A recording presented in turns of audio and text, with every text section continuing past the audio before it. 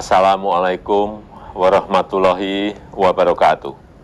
Salam sejahtera bagi kita semuanya. Om Swastiastu, Namo Buddhaya, salam kebajikan.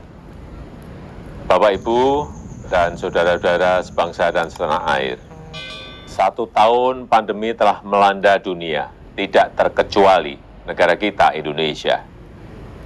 Berbagai usaha untuk menanggulangi pandemi terus kita lakukan.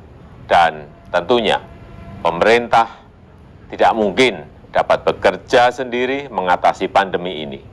Perlu dukungan dan kebersamaan dari semua pihak, terutama masyarakat.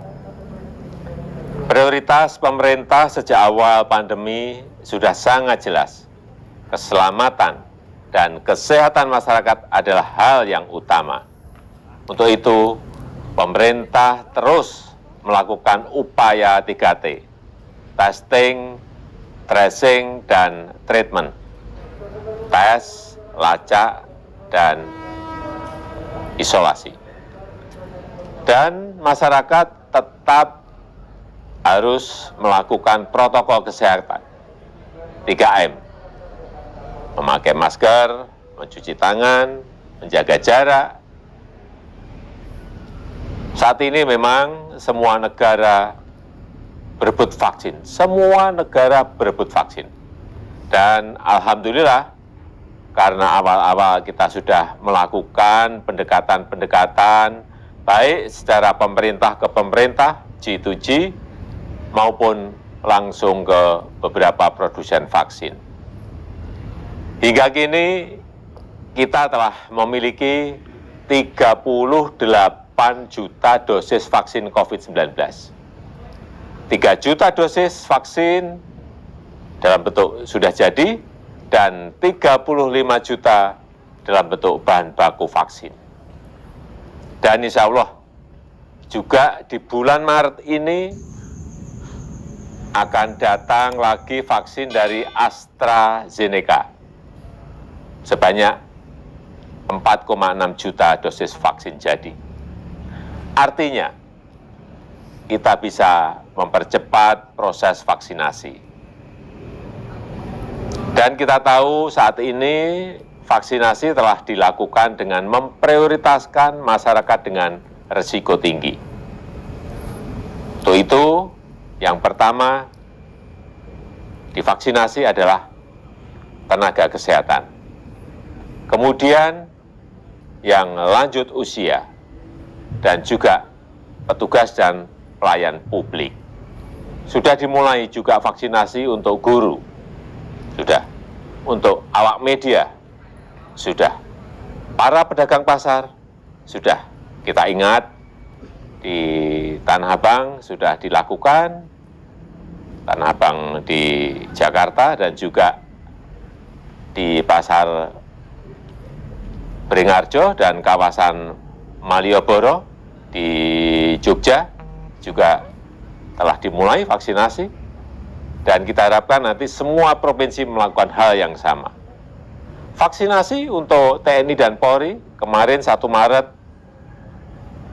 2021 secara besar-besaran juga sudah dimulai. Di kementerian-kementerian juga sudah saya perintahkan dan juga sudah dimulai 1 Maret yang lalu. Juga untuk atlet, sudah mulai diberikan suntikan vaksinasi. Terkait dengan program vaksinasi, saya juga telah mengingatkan dan meminta pemerintah daerah untuk lebih cepat, untuk lebih giat lagi melaksanakan vaksinasi di daerah masing-masing.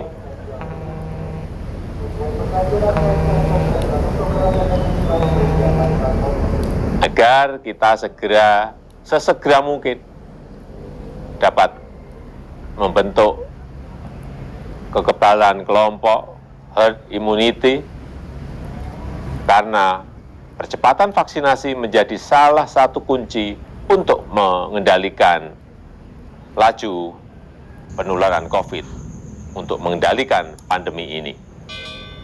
Oleh karena itu, vaksinasi ini tidak hanya di Jakarta, tapi harus terus bergulir ke semua provinsi, ke semua kabupaten, ke semua kota. Jakarta, Banten, Jawa Barat, Jawa Tengah, Daerah Istimewa Yogyakarta, Jawa Timur, dilanjutkan dengan Bali, Nusa Tenggara Timur, Nusa Tenggara Barat, Sumatera, Kalimantan, Sulawesi, Maluku, dan Papua. Semuanya akan memulai secara besar-besaran proses vaksinasi yang tentunya kita harapkan juga didukung oleh distribusi vaksin yang baik. Untuk pelaksanaan vaksinasi hingga hari ini sudah lebih dari 2 juta orang sudah disuntik vaksin. Dan sebanyak 12 juta vaksin telah didistribusikan ke 34 provinsi dan 514 kabupaten kota. Target vaksinasi pada periode Januari sampai Juni adalah 40 juta orang. Dan kita mentargetkan 1 juta orang harus divaksinasi setiap hari agar pelaksanaan vaksinasi ini dapat selesai tepat waktu sesuai target yang telah kita berikan. Hingga saat ini, alhamdulillah, pemberlakuan pembatasan kegiatan masyarakat PPKM skala mikro di Pulau Jawa dan Bali telah menunjukkan hasil. Posko-posko penanganan COVID-19 di tingkat desa, di tingkat kampung, di tingkat kelurahan sudah semakin aktif untuk mencegah penularan. PPKM skala mikro juga menjadikan komunikasi antar wilayah berjalan dengan baik. Gotong royong antara desa dan kelurahan secara bahu-membahu terus dilakukan untuk mencegah penyebaran COVID-19. Akan dikembangkan di provinsi di luar Jawa yang memiliki kasus aktif yang banyak. PPKM Mikro ini telah memberikan hasil yang cukup baik. Penambahan kasus mingguan di 7 provinsi, di DKI Jakarta, di Provinsi Banten, di Provinsi Jawa Barat, di Provinsi Jawa Tengah, di Provinsi Daerah Istimewa Yogyakarta,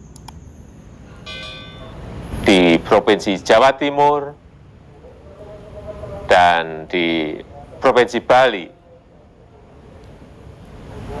Kelihatan sekali trennya terus menurun. Ini sangat bagus. Dan kita harapkan kita terus tetap bekerja keras agar tren laju penurunan ini bisa turun, dan terus turun. Penurunan penambahan jumlah kasus positif dalam 1 minggu terakhir ini juga menunjukkan tren yang semakin baik, tren menurun. Di bulan Januari 2021 pernah mencapai angka 14.000 kasus sampai 15.000 kasus positif per hari. Dan 1 minggu terakhir ini, misalnya 22 Februari, berada di angka 10.180 kasus. Dan pada 3 Maret ada 6.808 kasus. Angka-angka seperti ini kalau kita lihat secara detail, kasus harian semakin turun dan semakin turun. Tetapi sekali lagi, kita harus tetap waspada. Kita harus bekerja keras agar kasus aktif COVID-19 harian semakin turun. Tanpa mengurangi testing yang dilakukan setiap harinya. Kasus aktif Indonesia per 3 Maret 2021 berada di angka 11,11%. Untuk kasus aktif dunia berada di angka 18,85%. Artinya kasus aktif di negara kita, Indonesia, lebih rendah dari rata-rata kasus aktif dunia. Rata-rata kesembuhan per 3 Maret 2021 Indonesia berada di angka 86,18%. Rata-rata dunia berada di angka 78,93%. Artinya kita lebih baik dibandingkan rata-rata angka kesembuhan dunia. Angka kematian per 3 Maret Indonesia rata-rata kematian berada di angka 2,7%. Dunia berada di angka 2,22%. Nah, ini yang harus kita perhatikan dan kita harus bekerja keras agar angka kematian di Indonesia bisa berada di bawah angka rata-rata kematian dunia. Tapi angka kematian ini juga sudah jauh membaik dibandingkan di awal penanganan COVID, dan saya kira kerja keras kita selama ini memberikan hasil yang baik. Perlu juga saya informasikan mengenai positivity rate di Indonesia. Di akhir Januari 2021, kita berada di angka 36,19%. Kemudian turun di 2 Maret 2021, berada di angka 18,6%. Ini kita harapkan juga semakin turun dan turun lagi. Bapak, Ibu, dan saudara-saudara sebangsa dan setanah air, terakhir saya menghimbau kepada Bapak, Ibu, dan saudara-saudara semuanya untuk tidak perlu khawatir karena ditemukannya 2 kasus positif COVID-19 dengan mutasi virus corona dari Inggris atau B117. 2 orang yang terpapar varian baru tersebut saat ini sudah negatif dan belum ada penelitian yang menunjukkan bahwa varian baru ini lebih mematikan. Pencegahan agar tidak tertular virus dengan varian baru ini juga telah kita lakukan bersama-sama. Untuk itu, mari kita tetap berdisiplin menjalankan protokol kesehatan dengan ketat seiring dengan pelaksanaan vaksinasi yang semakin cepat. Saya rasa itu yang bisa saya sampaikan. Terima kasih. Salam sehat untuk Indonesia. Wassalamualaikum warahmatullahi wabarakatuh.